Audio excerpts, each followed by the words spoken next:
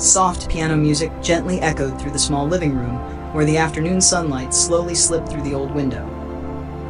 Thomas Reed, 62 years old, sat quietly on a wooden chair worn pale by time. This house was once filled with laughter, the laughter of his wife, Eleanor. But now, only silence remained. It had been 3 years since she passed away. And since then, Thomas had hardly changed. He still drank black coffee every morning, still read the newspaper at the same corner of the table, still left her coat hanging behind the door as if she had just stepped outside. Only one thing was different. He had started cleaning. Not because he wanted to, but because he knew. If he didn't, the memories would bury him inside this very house. That afternoon, Thomas climbed up to the attic, a place he had avoided for many years. Dust lay thick. The smell of old wood and yellowed paper crept into every breath. He found a box. Small, wooden, with a lock, but not locked. Thomas opened it. Inside were old letters, a few photographs, and a worn-out notebook. He flipped through the pages, until he stopped. An envelope that had never been opened. The recipient's name was written in his own handwriting, younger, stronger. To Margaret Ellis. His hand trembled slightly. Margaret, a name he had not spoken out loud for over 30 years. Thomas sat down on the floor, leaning against the wooden wall. He opened the letter. The paper had yellowed. The ink had slightly faded, but every word was still as clear as the day it was written. Margaret, I don't know where to begin. Maybe by saying I'm sorry for not being brave enough. The day you left, I stood there, but I didn't step forward. I didn't hold you back. I didn't say what I should have said long ago, that I loved you. If I had one chance, just one, I wouldn't let you go. Thomas closed his eyes. Memories returned. Not loud, not overwhelming, but slowly, like an old piece of music. They met when they were young. A small town. A long summer. Afternoons by the lake, talking about simple things. Margaret always smiled before she spoke. And every time she smiled, Thomas felt like the world became lighter. But Thomas was not good with words. He loved her. Deeply, quietly. But always believed there was still time. Until there wasn't. The day Margaret left, carrying her dream of a different life in the big city, Thomas stood there. Just stood. Didn't run after her. Didn't say a word.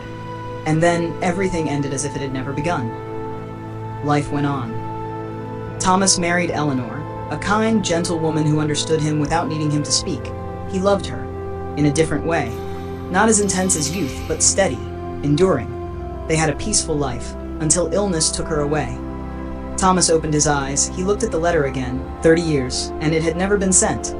Maybe, he whispered, it's not too late. The thought came softly, but it stayed. That night, he didn't sleep. The next morning, he searched.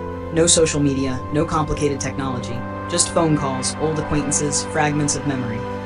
And then, he found her. Margaret Ellis. An address, a small town 2 hours away.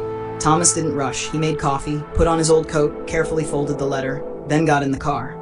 The road felt familiar and unfamiliar at the same time. Rows of trees, gas stations, old signs, everything seemed to be telling a story he once forgot. He didn't turn on the radio, only the sound of the engine and his slow, steady heartbeat. The small house stood at the end of the road, white, with a wooden fence and a small garden in front. Thomas stood at the gate. He didn't step in right away. He just stood there for a few minutes, or maybe longer. Then he knocked. The door opened. A woman stood there. Silver hair, soft wrinkles at the corners of her eyes, but her gaze, still the same. Margaret. They both stood still. No one spoke, but some things didn't need words. Thomas? She asked, her voice trembling slightly. He nodded. I, he began, then stopped. After so many years, it still wasn't easy. Margaret smiled gently. You're still the same, she said, always not knowing where to begin. They both laughed, a smile touched with sadness, but warm. They sat in the living room, a cup of tea, a cup of coffee. Thomas told her about his life, about Eleanor, about the peaceful years and the loss. Margaret listened. Then she spoke. She had been married, had her own life, but had divorced many years ago. I kept a few things, she said, then stood up. She returned holding a small box. Margaret opened it. Inside was a letter, unopened. Do you recognize it? She asked. Thomas looked. The handwriting, the sender's name, his. He didn't remember writing this one. I waited, Margaret said, for a long time. Then I thought, maybe you never wrote. Thomas clenched his hands. I did, he said softly, but I never sent it. They fell silent. No blame, no loud regret, just a quiet, honest stillness. Thomas took the letter from his pocket. He handed it to her. "This time, I brought it," he said. Margaret took it. She didn't open it right away. She simply rested her hand on it, as if feeling the years that had passed within the paper. "We missed so much," she said. Thomas nodded. "But we're still here." In the days that followed, Thomas stayed in town. There were no grand promises, no dramatic declarations of love, just morning walks together. Simple meals, conversations, no longer left unfinished. They didn't try to return to the past. They simply began again in the present. Slowly, gently, honestly. One evening, as the sunset painted the small garden in gold, Margaret opened the letter. She read every line. Then she looked at Thomas. "You know," she said, "I don't need this letter to know you loved me." Thomas smiled, "But I needed it to finally say it." She took his hand. No more rushing, no more fear, only peace.